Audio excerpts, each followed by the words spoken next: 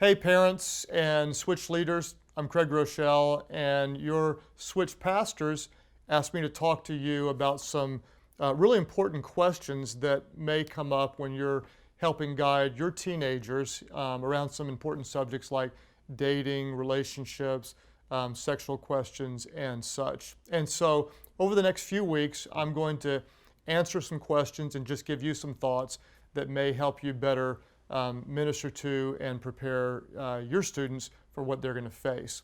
The first week at Switch, we're going to be talking to your students about helping them understand what to consider all around the subject of dating. And there are three big questions that I've been asked to talk to you about. The first one is, what is my opinion on teen dating? Should they even date? And at what age is it appropriate? Let me just first start by saying I've got some pretty extreme views, and that's without apology, because what's happening in the world today, what's considered normal, is laying a foundation that is really hard to build healthy relationships on top of. What's normal is not working. And so in culture today, it's not uncommon for parents to encourage their kindergarten kid and say, "Oh, isn't it cute? He's got a girlfriend." And in my opinion, that's absolutely and completely ridiculous. When we're talking what age is it appropriate to date, I'm assuming some of you might have a 13-year-old, some of you might have an 18-year-old. There's tons of differences in maturity level. Again, I honestly believe all junior high relationships should be very, very, very protected with high parental involvement. I personally wouldn't encourage dating in junior high. I personally, honestly, wouldn't encourage it in a freshman year or sophomore year of high school. I'd be very involved in a junior or senior year. I think the key is, since I can't give you specifics on how you'll raise your kids or talk to your Switch students, is that you need to be involved relationally with your kids. There's so much that goes on that parents don't know about. Most parents think, hey, I really know what's going on in my kids' lives. And the reality is that's just often not true. We have to be engaged in dialogue with them. And as we go through some of these questions, I might want to redefine how we think of dating, what it could look like, what it should look like. I would just say, I'm not going to put an age group and say when they're 16 they can date. I think there are some 16-year-olds that may be able to develop very healthy opposite sex relationships.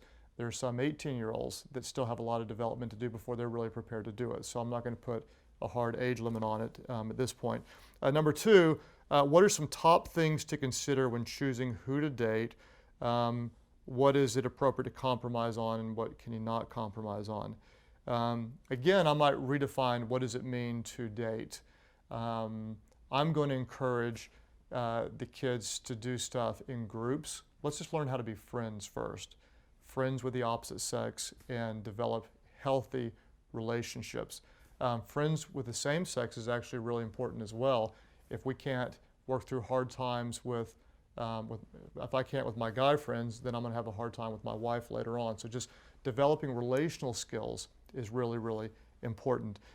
If they are going to develop romantic relationships, number one, we need to help coach them that they're still emotionally developing. And so what may feel like real love is still a teenager who's developing relationally and emotionally.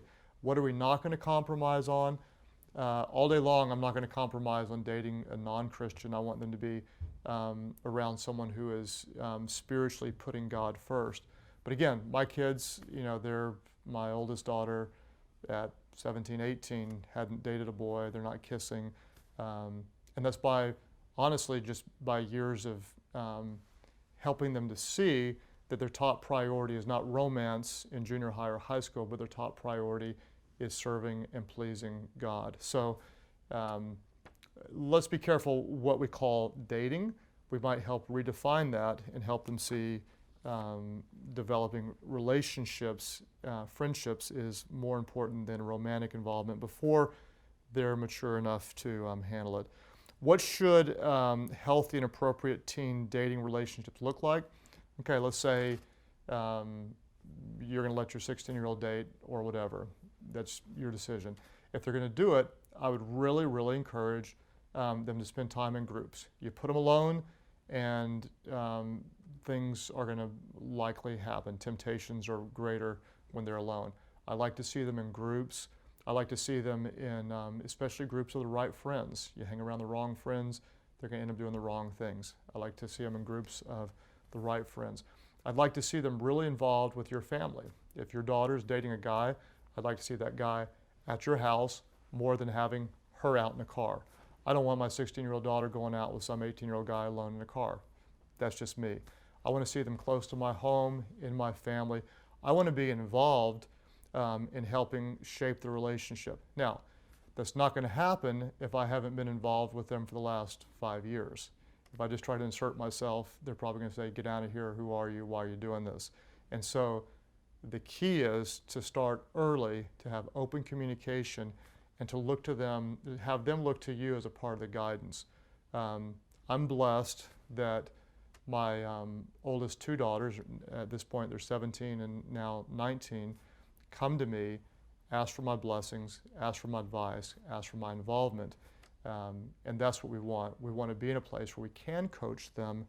And so ultimately, we need to be really relationally engaged. Just because everybody else is doing it one way, don't just say we have to conform to the patterns of this world. We're going to be transformed by the renewing of our minds. Then we can do what God calls us to do. So don't settle for what everyone else is doing. You be the parent. You be the student leaders. Don't be afraid to challenge them to something different and something better to get a better result.